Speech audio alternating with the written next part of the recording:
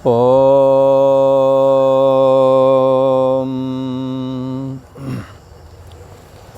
श्री योग वासिष्ठ के स्थिति प्रकरण में श्री वशिष्ठ जी महाराज बोले, हे राम जी, तुम्होंने अपना जीवन दाम ब्याल कठ की तरह नहीं बनाना है, बल्कि अपना जीवन दाम भास दठ की तरह बनाना है। दाम ब्याल कठ भी 3 भाई थे और दाम भास दठ भी 3 भाई थे। पहले वाले 3 भाई ब्रह्म ज्ञान से शून्य थे, अज्ञान अवस्था में थे, और ये दाम भास दठ ये जो दूसरे वाले हैं, ये अज्ञान रहित निरावरण थे, तत्व ज्ञान में स्थिति थी। वशिष्ठ जी ने कहा कि दाम ब्याल कट की तरह जीवन नहीं बनाना। इन्होंने बड़े कष्ट पाए, वासना से ग्रसित जो हो गए थे। निर्वासनिक जीवन बनाना। श्री राम जी ने पूछा, भगवान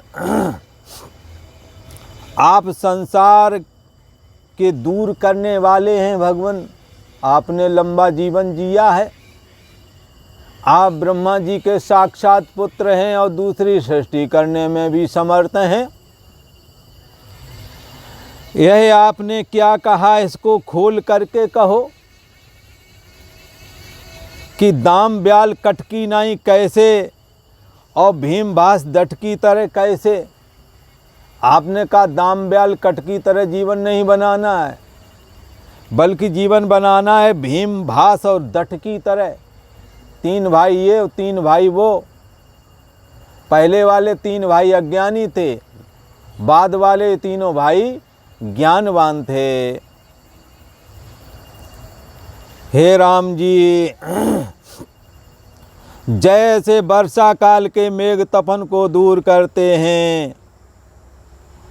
हाँ, कौन पूछ रहा है? श्री राम प्रभु पूछ रहे हैं कि आपने ये सब क्या कहा कि दाम ब्याल कठ की तरह नहीं बनना, भीम भास दठ की तरह अपनी स्थिति बनाना, ये आपने क्या कहा? हे राम जी कहते हैं कि हे भगवान, वर्षा काल के मेघ तपन को दूर करते हैं और मोर को शब्द करके जगाते हैं। मेघ जब गरजता है तो ये मोर भी क्वां क्वां करते हैं। तैसे ही तुम अपनी कृपा से मुझे जगावो, जैसे मेघ मोर को जगा देता है, ऐसे ही भगवान आप कृपा करो और मुझे तत्व ज्ञान में जगा दो। ऐसा श्री वशिष्ठ जी महाराज से कहते हैं। श्री वशिष्ठ जी महाराज बोले, हे राम जी, प्रथम इसकी नाई स्थित हो। हाँ, प्रथम इसकी नाई स्थित हो, पीछे जो इष्ट हो उसमें विचरना। पहले जैसे बताया है ना, वैसे स्थित हो और पीछे जैसे आचार विचार प्राप्त हो उसी में विचरना। खैर कोई बात नहीं, जो पूर्व का आख्यान एक घटना हुई थी उसके विषय में मैं तुमसे कहता हूँ। हे राम जी, पाताल में एक संबर नाम का दैत्य रहा करता था। कैसा दैत्य था ये? हे राम जी, वो दैत्य महामायावी था, सर्वाश्चर्य रूप मन के मोहने वाला था। कैसा वो संसार बना देता था, क्षण मात्र में बना देता था, मायक संसार बना देता था। हे राम जी, उस दैत्य ने अपनी माया से आकाश में एक नगर सुंदर सा बनाया और उसमें बाग बगीचे लगाए, दैत्यों के सुंदर मंदिर बनाए, सूर्य चंद्रमा बनाए और अनंत ऐश्वर्य से संपन्न दैत्यों और रत्नों की स्त्रियां उसने वहाँ रचना कर दी। आकाश में संकल्प से आकाश में पृथ्वी बना दी। अब ये रत्नों की जड़ी हुई स्त्रियां जो परम सुंदर लगती थी, जो गान भी किया करती थीं, जिन्होंने अपनी सुंदरता से देवताओं की स्त्रियों को भी कुंठित कर दिया था, ऐसी सुंदर स्त्रियां उसने बनाई। और क्या बनाया? उसने वृक्ष बनाए जिसमें चंद्रमा के समान सुंदर फल लगते थे, श्वेत पीत, हाँ, सफेद पीले रत्नों की कमलनियां बनाई। तालाबों में कमल खिलते थे, पीले रंग के, सफेद रंग वाले। और कैसे थे वो? हाँ, वहाँ उस सरोवर में जहाँ ये कमल खिलते थे, वहाँ सोने के रंग जैसे हंस विचरण किया करते थे। सारस और कमल सुवर्ण के वृक्षों की बड़ी शाखा पर बैठे हुए बना दिए थे उसने संकल्प शक्ति के द्वारा।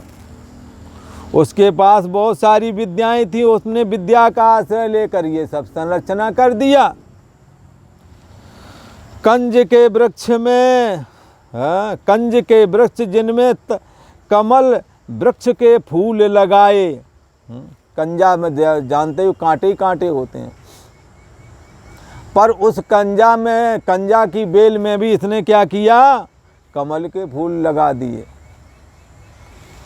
और रत्नों से जड़े हुए बड़े सुंदर स्थान बनाए।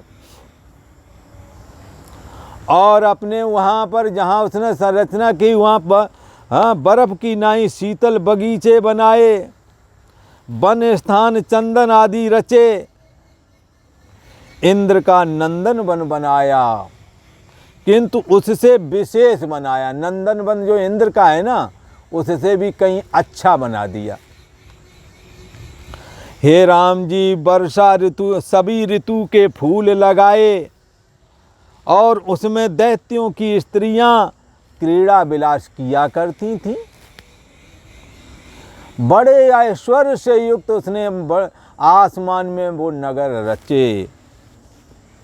विष्णु और सदाशिव के समान ऐश्वर्यवान संयुक्त अपना उसने नगर बनाया। सारा नगर उसने बड़ा सुंदर बनाया। बड़े प्रकाश संयुक्त रत्नों के उसने तारागण अपने नगर के ऊपर रचे।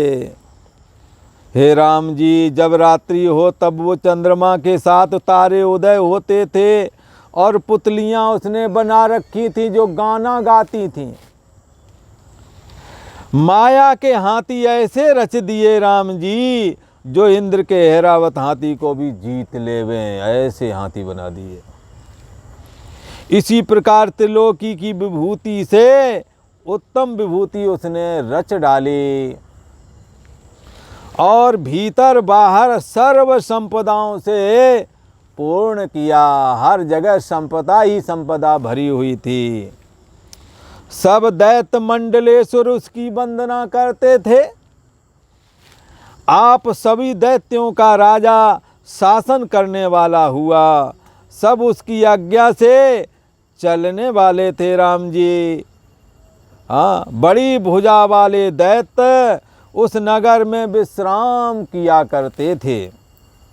निदान जब संबर दैत्य शयन करे तथा अथवा देशांतर में कहीं दूसरी जगह चला जावे, तब अवकाश देख करके, खाली समय देख करके देवताओं के नायक आते थे। इंद्र आदि, कुबेर, वरुण आदि सभी देवता मिल करके आते थे, और मौका पा करके, और उसने जो आकाश में अपना नगर रचना कर रखी थी, उसमें जो सेना लगा रखी थी, उस सेना को मार जाते थे। वो मौका लगा के इंद्र अपने समस्त दिग्पालों को साथ में लेकर, अपना फौज फाटा लेकर के, और अचानक हमला बोल के उसकी सेना मार के भाग जावे, गोरिल्ला युद्ध करके। पहले मार दें और मार करके फिर छिप जावे, नगर लूट जावे, उसका सुंदर नगर जो उसने बनाया था लूट लेते थे। तब संबर नाम के राक्षस ने, असुर ने, संबर दैत्य ने रक्षा करने वाले सेनापति फिर रचना किए उसने। उसमें अपार सामर्थ्य थी, उसमें अपार माया थी, पर समय देख करके देवता उनको भी, उन सेनापतियों को भी मार करके भाग गए। संबर ने यह सुन के बड़ा कोप किया और जी से ठाना कि मैं अब इन देवताओं को मारूंगा, अवश्य मारूंगा। ऐसे विचार करके वो अपना समस्त फौज फाटा साथ में ले करके और अमरावतीपुरी पर अर्थात स्वर्ग पर चढ़ाई कर दी।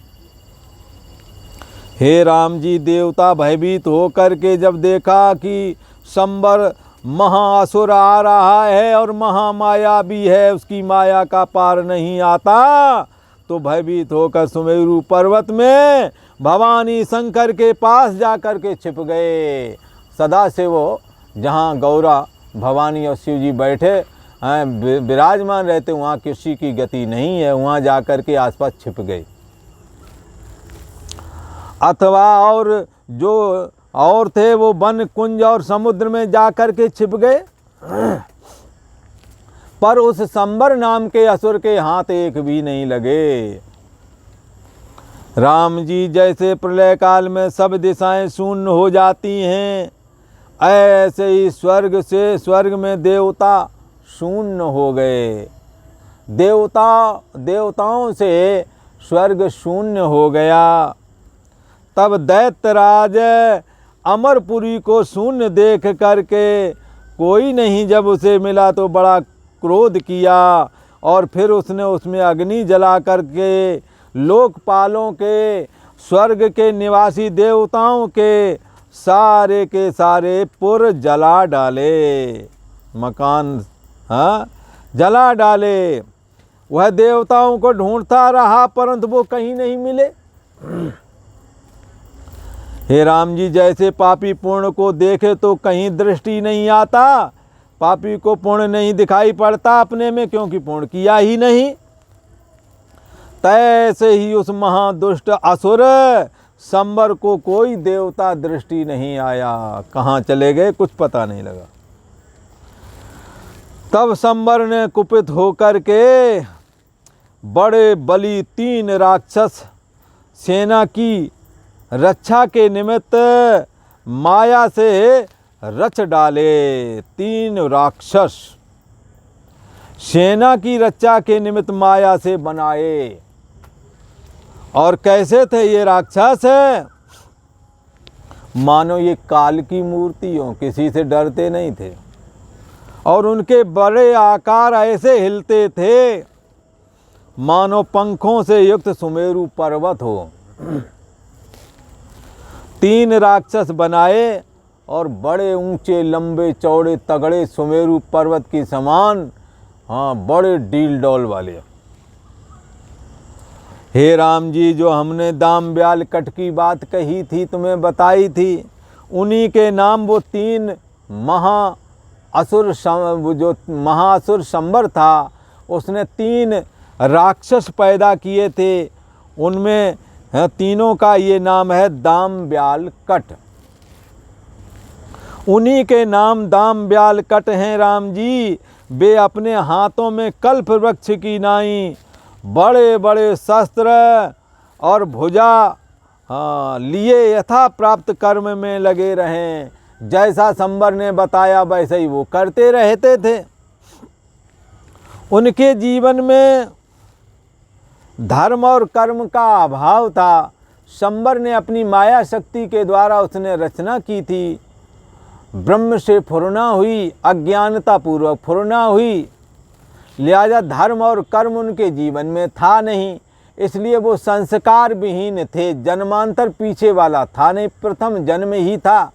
इसलिए भय क्या होता वो जानते ही नहीं थे, मृत्यु क्या होती वो जानते ही नहीं थे, क्योंकि प्रथम जन्म ही उन्होंने लिया था।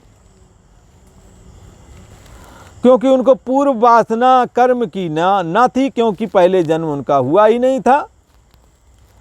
हे राम जी, निर्विकल्प चिन्ह मात्र उनका स्वरूप था, वासना ना थी उनके चित्त में, उनका मन दोषवान भी नहीं था। वे अपने स्थूल शरीर के स्वभाव सत्ता में स्थित न थे और अनात्म भाव को भी प्राप्त नहीं हुए थे। हाँ, स्वभाव सत्ता में स्थित न थे, वे अपने स्थूल शरीर के स्वभाव सत्ता में स्थित न थे और अनात्म भाव को भी प्राप्त नहीं भये थे। अर्थात देहाभिमान से वो ग्रसित नहीं थे, देह आदि को मैं आत्मा हूँ ऐसा नहीं मानते थे। एक स्पंदन मात्र कर्म रूप चेतना उनमें थी, केवल एक स्पंदन था जो कह दिया वही करते थे। आगे भी सोच, आगे आगे क्या होगा, पहले क्या था, ये कुछ विचार उनके अंदर नहीं था, क्योंकि ये पहली ब्रह्म से निर्विकल्प चिन्ह मात्र चेतन से पहली ही पूर्णा थी, ये संस्कार विहीन है। इसलिए हृदय में स्पष्ट वासना उनको नहीं फूरती थी और कर्म का बीज चित्त कलना स्पंद रूप थी केवल। वे मननात्मक शस्त्र प्रहार को रचे थे, मननात्मक शस्त्र प्रहार को रचे थे और उसी को करते थे। मन से जो उन्होंने अपनी रचना कर ली अस्त्र शस्त्रों की, उन्हीं से लड़ते थे वो। परंतु हृदय में स्पष्ट वासना उनको कोई नहीं फुरती थी, केवल एक आकाश मात्र ही उनका स्वभाव, आकाश मात्र स्वभाव से उनकी क्रिया हो रही थी। हाँ, कोई उसका संस्कार नहीं था, जो यथा प्राप्त जो कर्म आ गया उसी को करने लगते थे, ऐसी उनकी स्थिति थी। अर्थात अभी वो देहाभिमान से ग्रसित नहीं थे, कर्म की वासना अभी उनको वेष्टित नहीं कर रही थी। अर्थात वो निर्विकल्प शुद्ध चेतन से प्रकट हुए थे, लिहाजा वो अपने को आकाश रूप जान रहे थे, देहाभिमान से नहीं बंधे थे, देह को मैं नहीं मान रहे थे, ऐसे उनकी स्थिति थी। इसलिए वो वासना रहित थे, यथा कर्म जो भी कर्म प्राप्त होता था उसको करने लगते थे, चाहे वो युद्ध ही क्यों ना हो, वो भय आदि तो जानते ही नहीं थे। और आज इतना ही।